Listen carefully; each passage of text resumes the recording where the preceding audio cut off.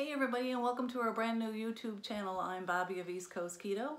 Our topic today is going to be the keto flu, but first we're going to get you to take a second and hit that subscribe button down below. It will notify you whenever we have some brand new content, and you can keep up to date on our new videos coming out. So without further ado, let's talk keto. So keto flu, a lot of questions surrounding keto flu. When does it hit? Who does it hit? What do I do when it hits? What does it feel like?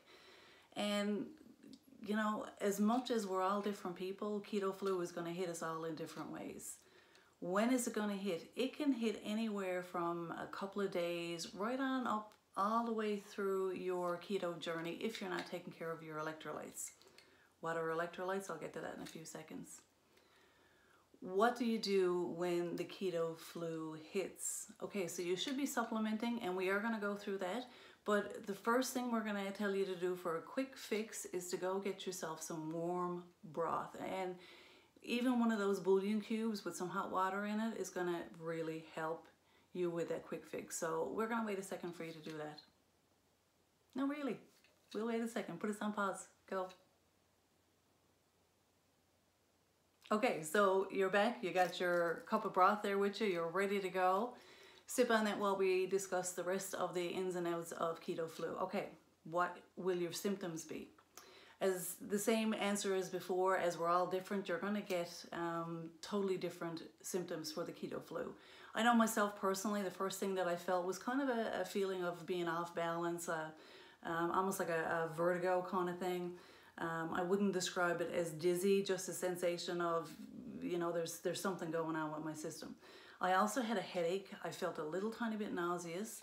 And the first thing I did was I reached for my keto broth, and that really fixed me up. That really gave me that initial fix so I could get through. The second time it happened to me, because I was one of those stubborn ones and I didn't take the supplements right away. The second time it happened to me, I happened to be out driving in hubby Jeff's car, which we'll introduce hubby to you later on. And I got this kind of sensation, almost like a visual disturbance, almost like my vision was narrowing. Like, it wasn't drastic. It was just enough to let me know there's something going on here. And when that happened to me, boy, let me tell you, I acted fast. I was like, okay, this is not good.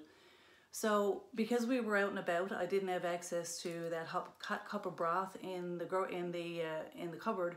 But what I did do was we went to the nearest grocery store.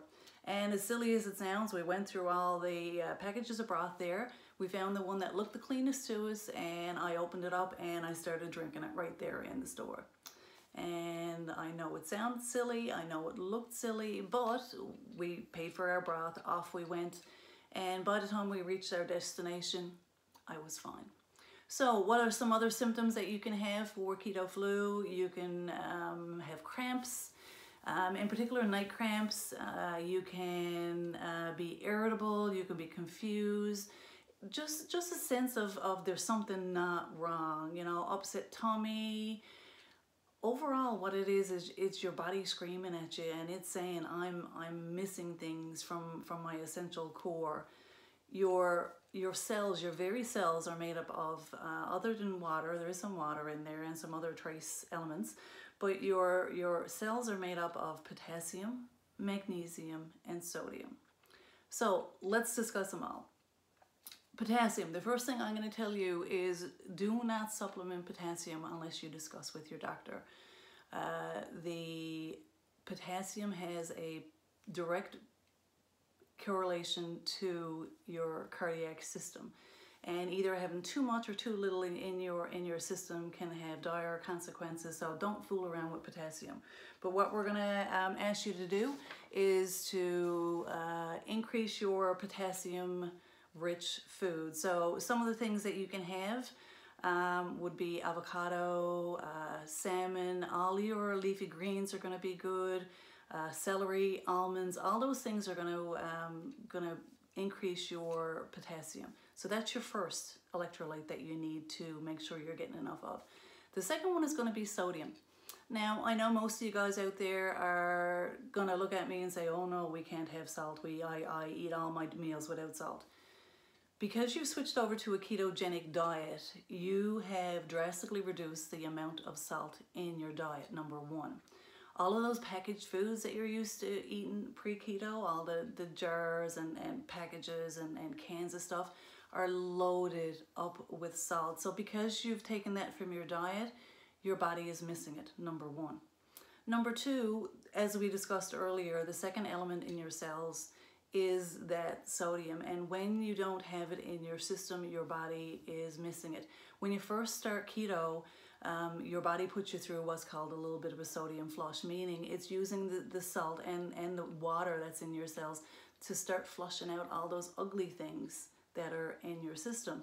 And as that sodium flush keeps happening, you need to replenish. You're going to find yourself being really, really thirsty. And drink the thirst, number one.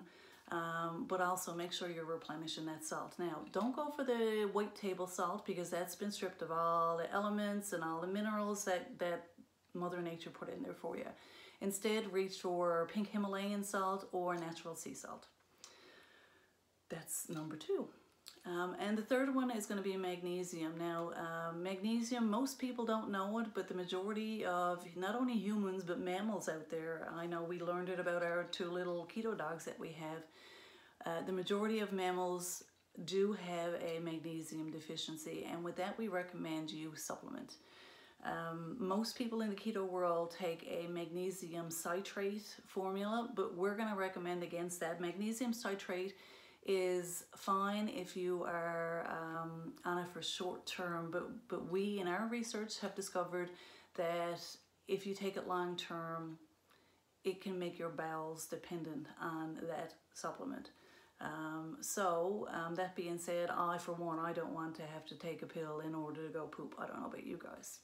But what we recommend for you to take is either magnesium glycinate or magnesium biglycinate.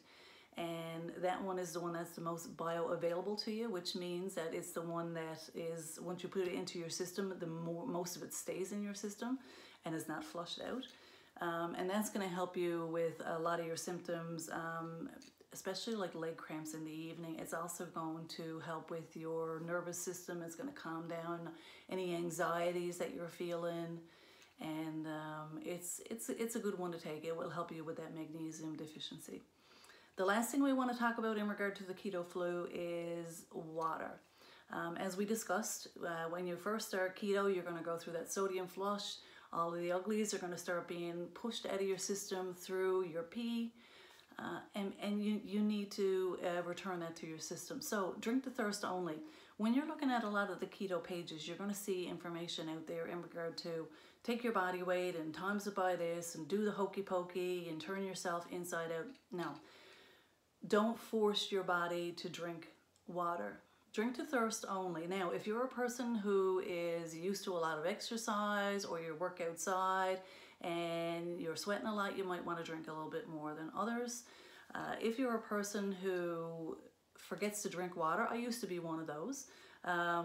What we recommend for you to do is just keep a glass of water alongside you at all times, and don't whenever you get a chance, just sip away. But as we said, don't try to force the water into you. If you go back to that myth of you have to drink 8 glasses of water a day, that was actually an article that was written by a gentleman, I believe it was back in the 1950s, and he was talking about water consumption, and he literally just pulled a number out of his head, and he said that most adults drink around 8 glasses of water today. Now, in his research, what he meant by water was liquid, so it was not just water, it was coffee, it was tea, it was juices and milks, and even all the fluids that you're getting within your vegetables, those are all included in the 8 glasses of water. And that article has come forward in current times, and people have interpreted it as in this is the goal that you have to achieve. You have to drink 8 glasses of water a day. So that is a myth. Anyway, that's all about the keto flu. Remember, it's your body screaming to you and telling me that we're missing core elements from your body. Don't fool with it. Don't try to press through. Don't try to rally on and I can get through this. It's so easy to get yourself sick because of an electrolyte imbalance. So make sure you eat potassium rich foods, you're going to supplement magnesium, and you're going to increase your Himalayan pink salts. And that's going to fix you right up. So that's it for today with Keto Flu. If you have any questions, you can either reach me on the East Coast Keto group or the Bobby Pike and Newfoundland Keto Queen page on Facebook. And we will look forward to seeing you back here for our next video, and we will talk keto. Talk to you soon. Bye.